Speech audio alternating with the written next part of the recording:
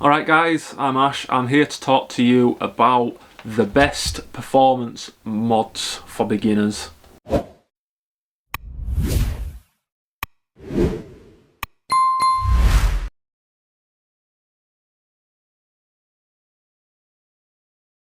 So when you first start looking for mods for your vehicle, it can be a bit off-putting, daunting.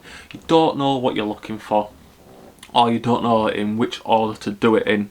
So I'm here to talk to you about how to go about it. Don't be looking at £500 to £1,000 kits.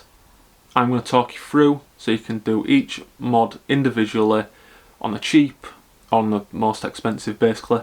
So first up, we're going to talk about getting your car to start breathing. And when I say breathing, you want to get an intake system.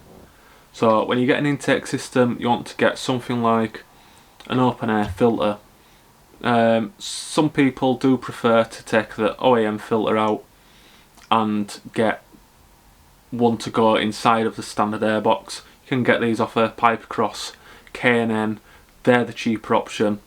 You step up, but not too much more expensive. You can go to Halfords, eBay, something like that, get an open cone filter. This is probably going to give you the best noise.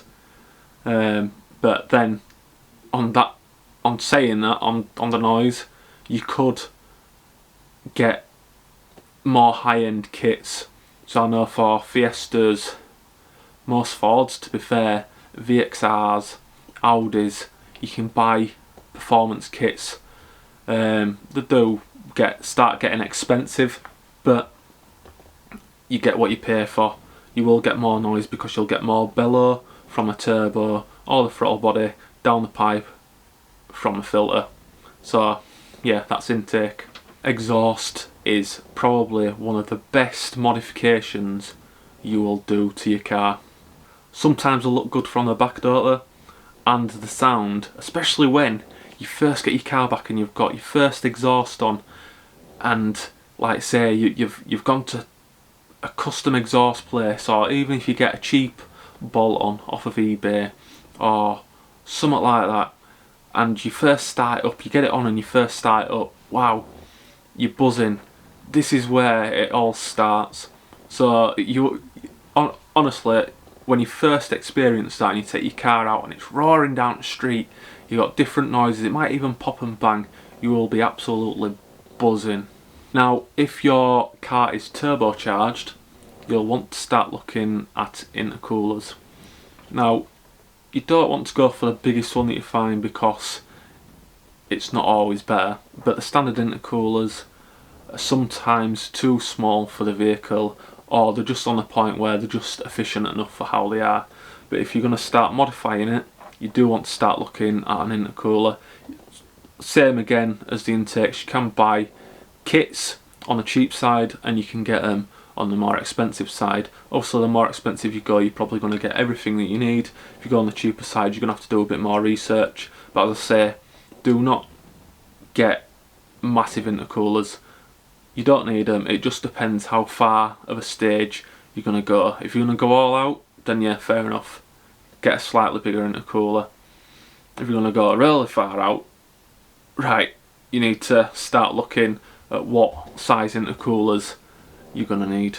So another thing to remember, performance mods are not just about power.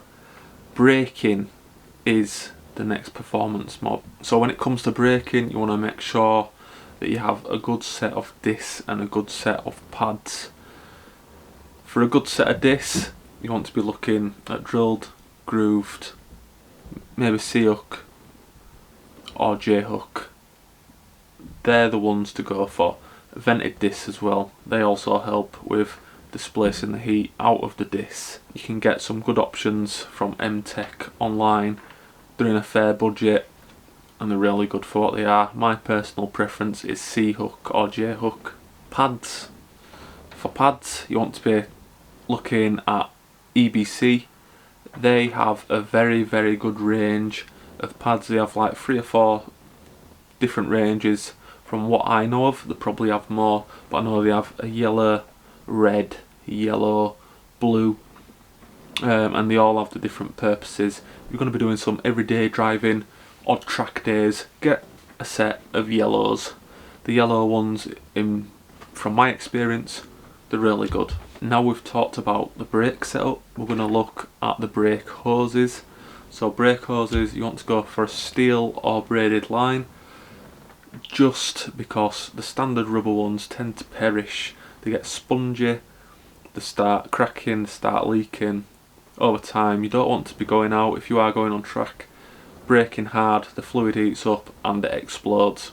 So I'll go for some steel or braided, both.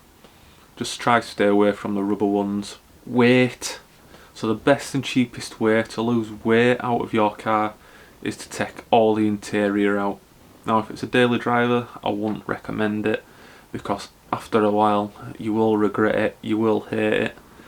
But if it's a track car, or it gets made mainly for track days, then yeah, the best option is to gut everything out. You can even cut some of the interior out, just make sure you don't want to be doing anything with the structure, you don't want to make the car dangerous. But yeah, taking the roof liner, seats, carpets, you name it, take it all out, it all adds up. You might save 100 to 150 kilogram, which does make a massive difference. Now if you was to go on to the more expensive side, you can get carbon fibre panels. Now this does get really expensive, because some cars, they are available straight off the shelf, others not so much available. You will have to go to someone or find someone that can make carbon fibre parts, and that's where it gets really expensive. Because power to weight is one of the best things, or best modifications that you can do to a car. Have you ever watched them officially gassed videos where you've got this, what they class as a shitbox, against £1,000 horsepower car or 800 horsepower German car, and this 500 horsepower shitbox is just taking off from it, it's gone. It's power to weight. Power to weight is a game changer. Seats are also a great way to save weight, and they also give you a bit more stability when driving. Now same again, seats, bucket seats, you've got some good options, Recaro, Sparco, Tilbert.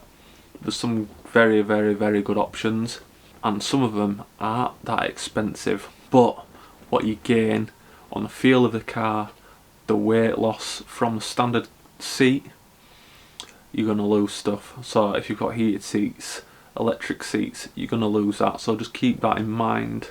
And obviously in some cases, depending how cheap you go, the comfort might not be as good, and obviously they'll look really good though. Now that you've done the big modifications, intake, intercooler, exhaust, you want to make the most potential out of them modifications. So most cars come from factory detuned, or you've got the higher end stuff like the Golf Rs, the Golf GTIs, the Audi RS3s, they all come with a bit of a tune on, but they try to do it in a safe way.